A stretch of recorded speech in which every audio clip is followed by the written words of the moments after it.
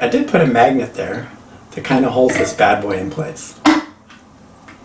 Pretty slick, huh? Bristle teeth worm, bristle, whatever those, the nasty worms, the not good ones. Temperature 78.4.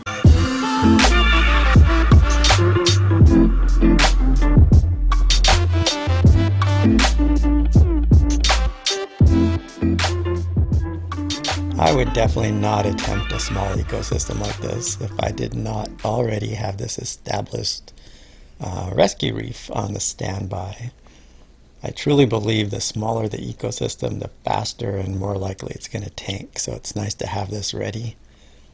Also, having this large system is kind of like having your own LFS at the ready for shopping, dreaming, deciding what can go in, what can't, testing it out for a little bit, and you can always rest assured that you can plop it back in the main tank. Live sand, Aragonite, this calcium carbonate-based mineral. I don't know. I just love the look of sand, and there's something wholesome and real about it, especially in this little Pico Reef bowl. So we're just going to start with some live sand.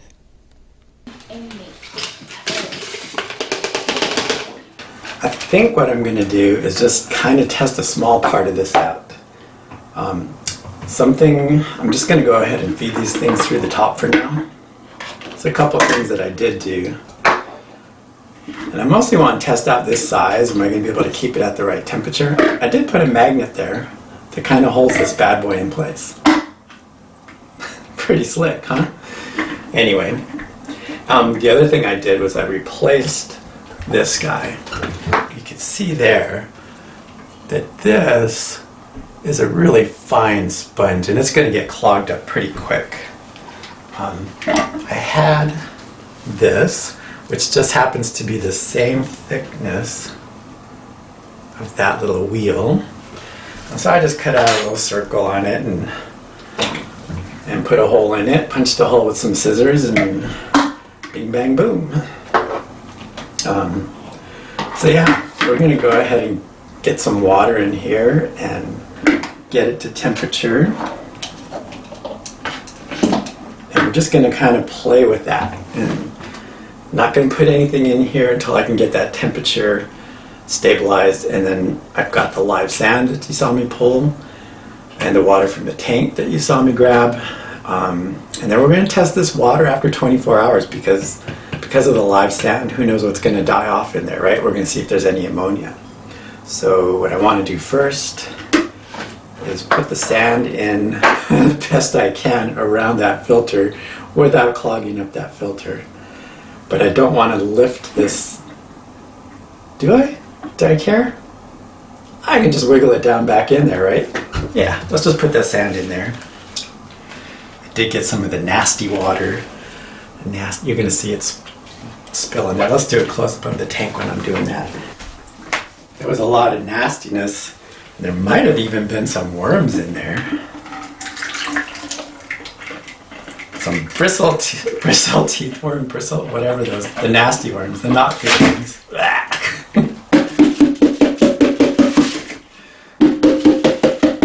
Now that's some live sand. That's pretty much all of it. Do I really want to touch it with my hands? All right. Who cares, right?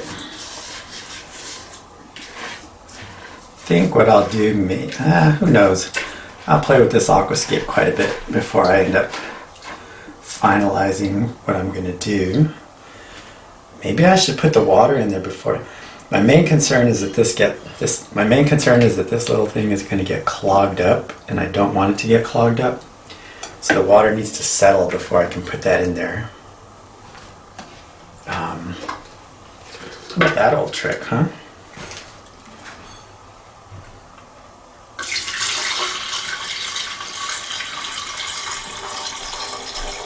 Hey, it's working.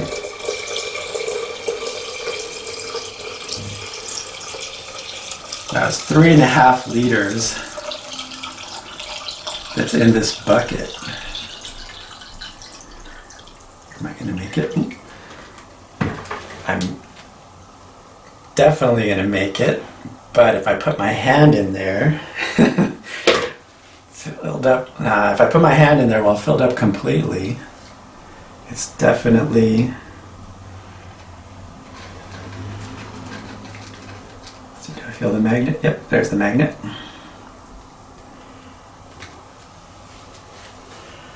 It's definitely going to raise the level of the water with my hand in there, which I am going to have to take into account. Also, how much is that water going to evaporate? Because this isn't really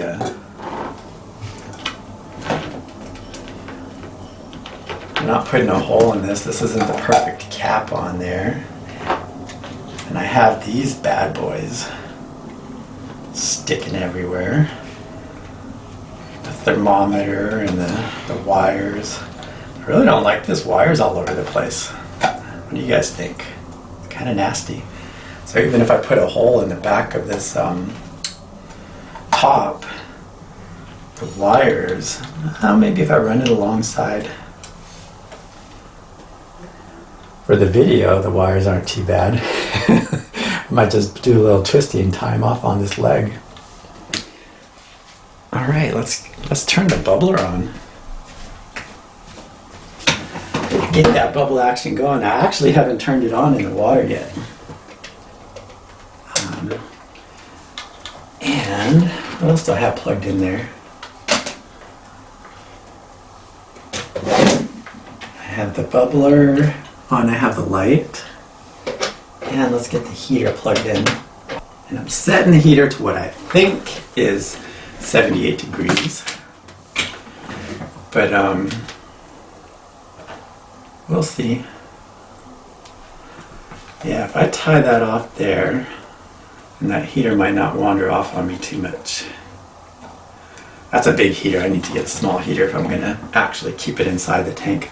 One of the other ideas I have is to drill a hole in the bottom of the tank, or maybe not drill, but melt a hole in the bottom of the tank, and cut this wire, feed it in through there, and resolder everything out here down below, so that way the heater is sticking up. And I might get one of those little 2-inch heaters, 10 watt 2-inch heaters. That's probably going to be enough.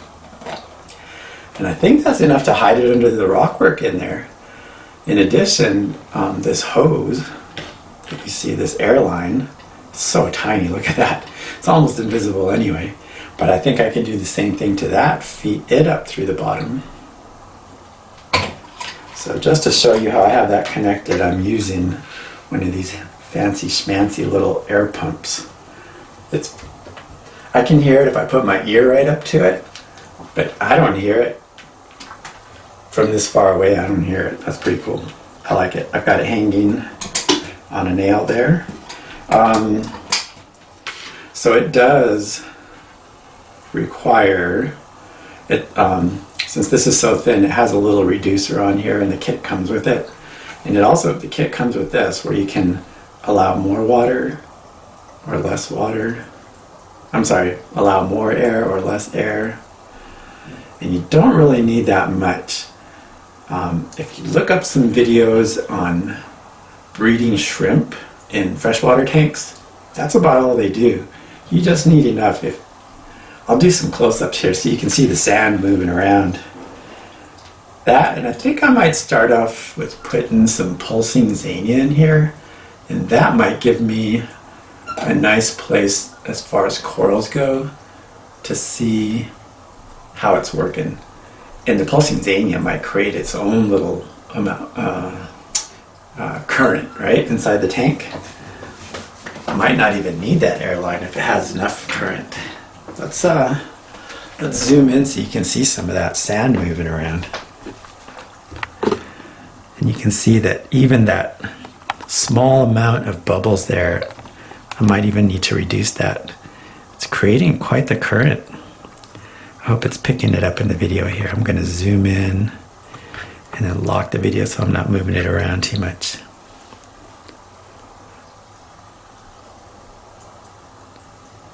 How do you like my... I made that out of some wire, And then I put an LED strand on it. And then I've got this little clip. I need more light here in my office, is what I'm saying. You can barely see my face. And I need to hang it from somewhere else because that reflection is going to get on my nerves. But we can see the sand. Whoa. Let me come over here. You can see the sand kind of going whoosh, whoosh, whoosh. Like that, and see what happens. Back to you in 24. 2, 4. So here we are, approximately 24 hours later. Tank has definitely stabilized. Temperature 78.4. Actually, you know, when I checked it earlier, it was 78.2, but I was gonna quibble over 0.2, 0.2 of a degree.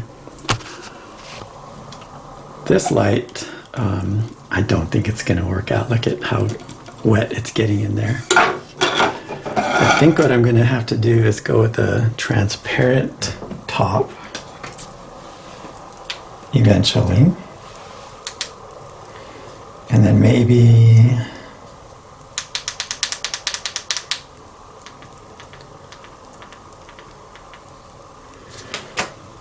this is just a temporary, this is my brine shrimp light. It's a little clip-on. I'm just going to use it to play around with my workspace here. So now I notice, I don't know if you see, but that little sponge filter is tiny, right? It's this big, but when you put it inside the globe, anything in the middle looks huge. So I think I need to move that off to the side. So that's the first order of business. But if I put my hand in here, I'm going to displace the water. It's going to come right out. So what I probably need to do is remove the magnet that I have under here. Come on.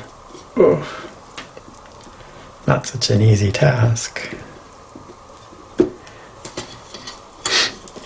It's a strong magnet. Neodymium. Alright, put that back in the middle. Now I'm going to use my cute little tools. And we'll try and just put that way back in the corner. What I might end up doing with these things, and that didn't work out very well, so I tucked it under the sponge, did I? Didn't I? I think we just want it kind of sitting up on top. Maybe if I put a rock there to stabilize it. The other thing that I came up with here is a sponge on a chopstick. It was pretty nice at cleaning the glass.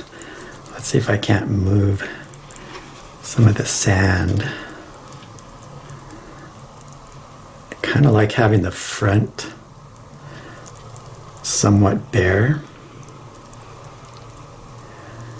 And since that temperature is able to stabilize, I think in a couple more weeks I'm going to go ahead and order up that tiny little heater. Alright. So that way I can get this ugly thing out of the way. Spicy Reef here, signing off.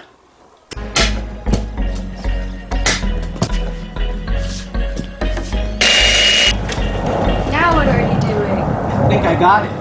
How do you know if it's